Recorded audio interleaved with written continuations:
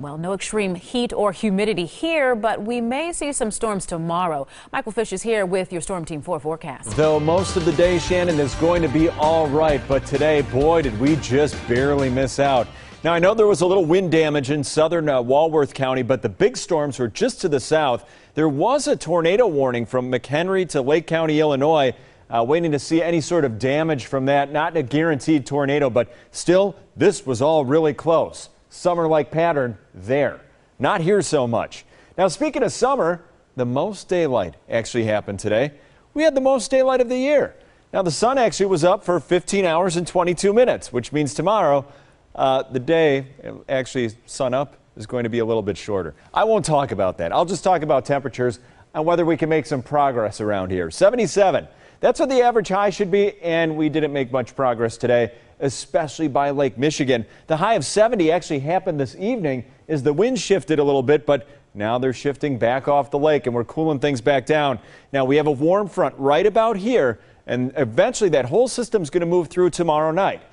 But as far as tonight is concerned, it is still cooler by the lake. Now this means something. These temperatures, 56 in Milwaukee, 59 in Racine. Notice we've dropped below 60.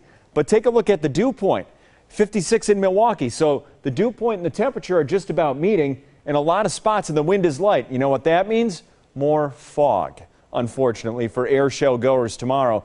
Racine, about a half-mile visibility. Kenosha, quarter-mile. So it's starting to drop along the lake already. The rest of you inland, eventually your temperatures drop where even you start to see some patchy fog. So satellite radar, low pressure is through. That's great. Now we have this little quiet area. Eventually this is going to affect us mainly late tomorrow night.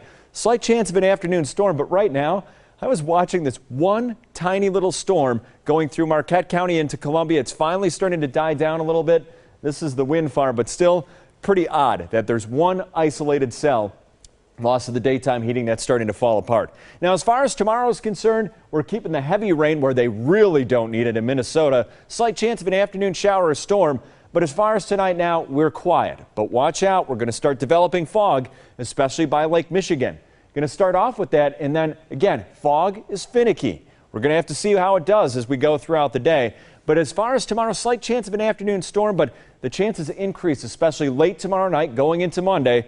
More rain on the way, but tonight dry. Areas of fog slowly developing, maybe a little bit of drizzle with that. For tomorrow morning, fog, maybe a stray storm. In the afternoon, most of your day fine. 70 in Milwaukee and by the lake, 80 Waukesha and inland. Tomorrow night, a chance of a storm, especially late Monday. Here we go with the rain again, 80 degrees, and then cooling down by Lake Michigan.